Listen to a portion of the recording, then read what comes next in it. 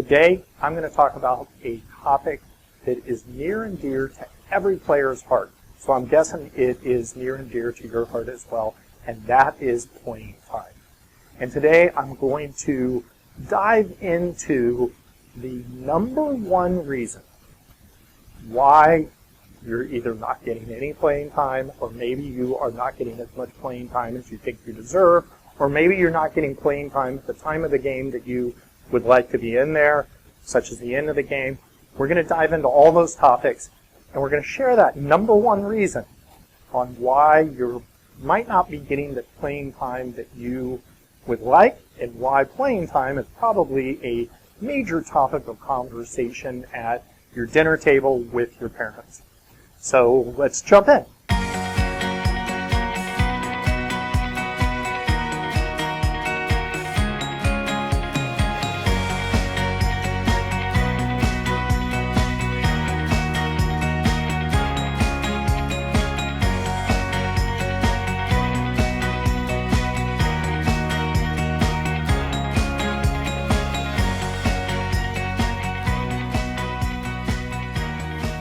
Welcome back to Hard Smart Together. I'm Coach Dave. I'm here every week helping you with your mental game, sharing the mindset tools and habits that will help take your game to the next level, both on the court and off. So as I mentioned, today we're going to talk about playing time. And it's a major topic with players. It's something that we want to really dive into in a deep level. So what I'm going to do is do a series of videos on playing time. Over the next few weeks, we're going to cover, today we're going to cover the number one reason why you're not getting playing time, and how you can start to think of playing time a little differently. And then in the coming weeks, we're going to talk about how to start getting more playing time, how to become happier with the playing time that you have, things of that nature. And we're going to do that by using an acronym. I love to use acronyms because it's easy to remember things. And so today, we're going to use the word time. And today we're going to cover the letter T in time, but we're going to cover it over the next few weeks. We're going to go into what each letter in the word time can represent, and therefore be a great reminder for you as you're thinking about playing time and as you are on your journey to earn more playing time. So before we get into what the T represents, and what the T represents is the absolute number one reason why you're not getting the playing time that maybe you want or think you deserve. I want to say it's the only reason, but I won't go that far, but it's typically the only reason that you're not getting playing time or not getting the playing time that you think you deserve. But before we jump into what the T represents, I want to cover a confusion that I find a lot of players have. And the confusion is the relationship between confidence and playing time. And those are two entirely separate things. And most players, you might find yourself thinking this as well, you think, if I only got more playing time, my confidence would grow. And therefore, I'd be more confident if I got more playing time. And that's not necessarily the case. In fact, it's typically an inverse relationship there, where as your confidence grows, and as you build your confidence in the right way, your playing time will probably grow along with your confidence. So a lot of players, I hear them say, oh, my coach, they take my confidence away because they pull me out of the game, or they don't let me in the game. It's all about playing time. And if your confidence is built in the right way, and we'll go into that in future videos, and I'll talk about ways to build your confidence as well. And we'll talk about that as we go through the next few weeks with the playing time acronym as well. But your confidence does not equal your playing time. And your coach doesn't give out confidence. Your coach gives out playing time.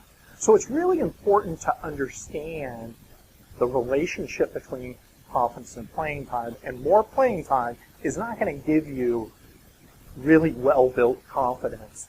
And, but more confidence can give you more playing time. So we'll dive into that a little deeper. But I think that's really important to understand as we jump into why you're not getting playing time. So, what are some of the reasons that I've heard, both when I was a coach, I thought when I was a player, as well as, I hear from players all the time. They think that they're not getting playing time, or they're not getting off the bench, or they're not getting as much playing time because, let's see, the coach plays favorites. Well, not really. I can guarantee you your coach probably isn't playing favorites. Oh, they like that player more. No, not really. That's not the reason that you're not getting the playing time. That's not the reason that you are maybe not in at the end of the game. Maybe you're not getting off the bench. These are not the reasons that you're not getting the playing time that you feel you deserve or feel you should have. Believe me, every player, even that starter who's only sitting out for a brief break to rest, thinks they should probably be in during that brief break while they're resting. Everybody wants more playing time. Everybody feels they should be in the game. Another little secret is, let me tell you, it would make things way easier on your coach. I know as a coach, it would have been way easier if everybody got equal playing time. It just would be. And your coach isn't playing favorites. Here's the big truth. The number one reason why your coach is not playing you, or not playing you as much as you feel you deserve, or not playing you at the time of the game you'd want to be in there, trust. And I don't mean your coach doesn't trust you like you're going to take his wallet when he's not looking.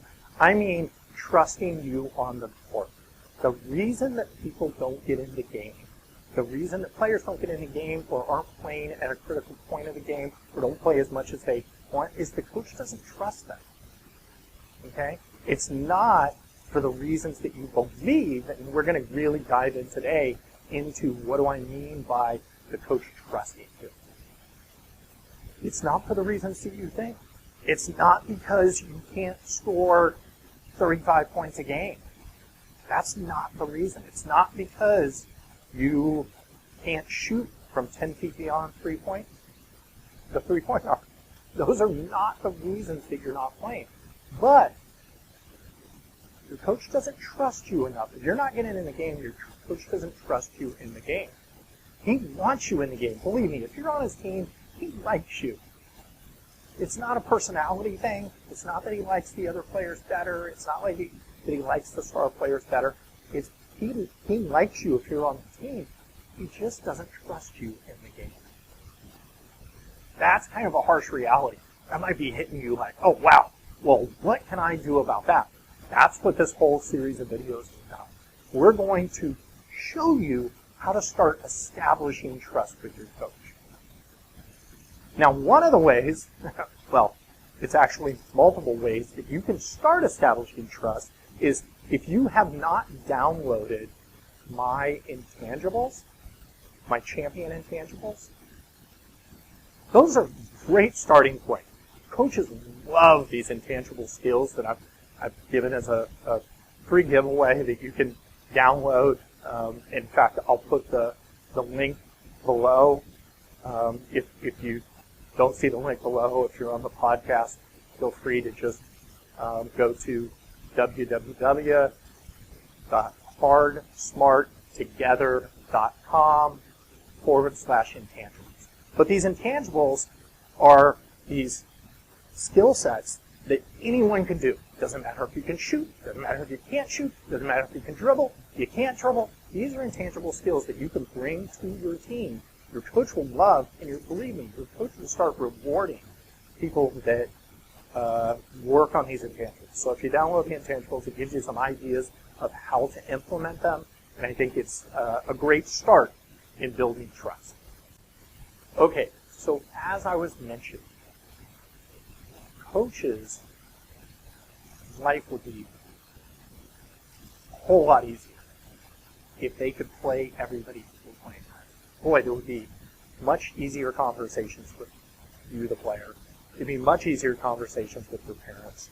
It'd be much easier conversations. If everything was equal and they could play everybody equal playing time, that would make your coach's life and everybody's life much simpler. But you're playing a competitive sport. Your coach wants to win games. Your coach wants to compete for titles. Your coach wants you to have the success that you deserve because you're all working together to achieve your goals, your team goals. So when I say trust on the court, what do I mean? Well, it's not trusting, as I mentioned, that you can score the most points or you can shoot the best or things of that nature. There are 3 areas that can get you on the court. And I'm guessing that these are areas that you're not working on a regular basis. Now, we'll dive into how to work on these on a regular basis in future videos and dive a little deeper into working on these. But I want to cover what are the 3 things that can get you on the court that will build trust with the coach. Number 1, become a lockdown defender. Coaches love defense, okay? There can be other players that are scoring 35 points. There can be other players that are the shooters, that are the offensive players, that are the point guard, whatever the case might be. You might develop into those things. But if you're not getting playing time today, work on defense. Okay, become a lockdown defender. There are plenty of places for lockdown defenders. Coaches love them. You might get more playing time than you've ever gotten in your life if you became a lockdown defender. And I'll just point out, how much are you working on your stance work? How much are you working on your footwork, on staying in front of people? How much are you really diving into understanding the concepts behind your coach's defense? Whether you're playing a zone, whether you're playing man-to-man, whether you're playing a pack line, something like that, doesn't matter. Understanding the responsibilities of help, of helping the helper, of on ball, how much pressure you're supposed to be putting on, the footwork, all those things go into becoming a great defender. So how much time are you spending on becoming a great defender? I'll tell you, you do not have to be the quickest, the fastest, the most athletic to be a great defender. You can become a great defender, but you have to really work on it. And you have to work on it as much as you're working, or maybe more than you're working on some of the other things, like 3-point shot, things that maybe aren't getting you in the game. Defense will get you there. So that's number 1. Become a lockdown defender, and your coach will find you time. Number 2, turnovers. Don't turn over the ball. Okay? That is number 2 trust factor. Either your coach is not trusting the fact that you're going to stop people on defense, stop the other team on defense, and contribute on the defensive level, or your coach is concerned that you're going to turn the ball over, which is a nightmare. It keeps coaches up at night. So there's an old adage. The easiest way for a coach to cut down on turnovers with his team or her team, don't play the kids that turn over the ball. I mean, it's that simple. Don't play players that turn over the ball. So how can you cut down on your turnovers? Well, you can work on your ball handling. You can work on your passing. You can work on receiving the pass. Passing and catching is such a skill set that is not worked on enough.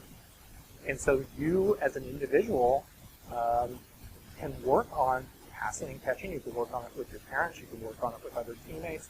You could work on it as an individual.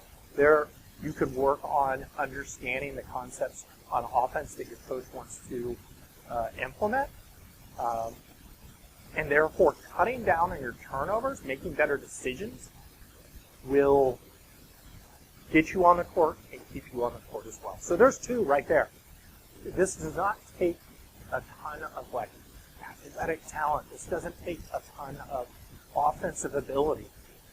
Become a lockdown defender and cut down on turnovers. That will earn you more playing time. And this is one that, and I'm going to give you a hint. If you downloaded my intangibles, you know this one, because this is one of the intangibles. But you need to develop a great mistake response. What does that mean? That means every time you make a mistake, you increase your energy. You make up for your mistake. There is no time wasted hanging your head, looking at the bench, looking up in the stands, looking at your parents, letting your energy lag, not getting back on defense after a turnover.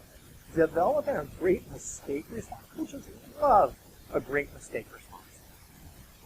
I used to have a player, I'll give you a quick rundown here. I used to have a player that everybody thought, oh, he plays favorites. This is when I coached in high school. Oh, he plays favorites.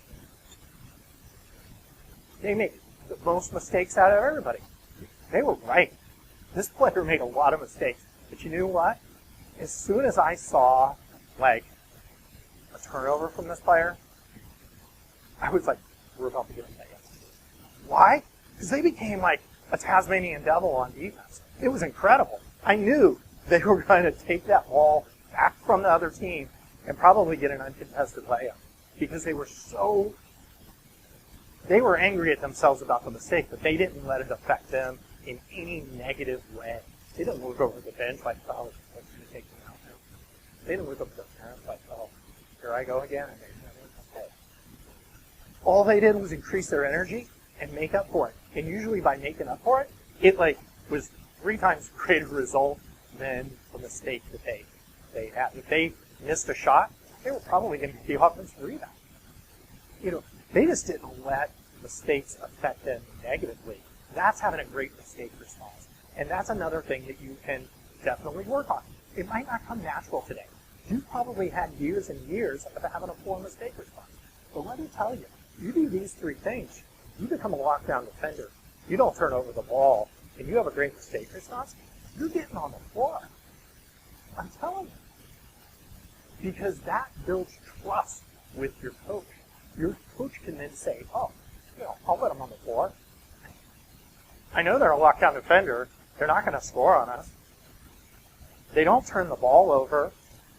They don't turn the ball over by making silly mistakes with their ball handling. They don't try and over-dribble. They don't make bad passes. They don't take bad shots.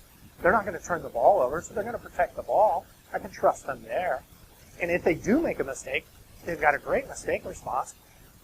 They increase their energy.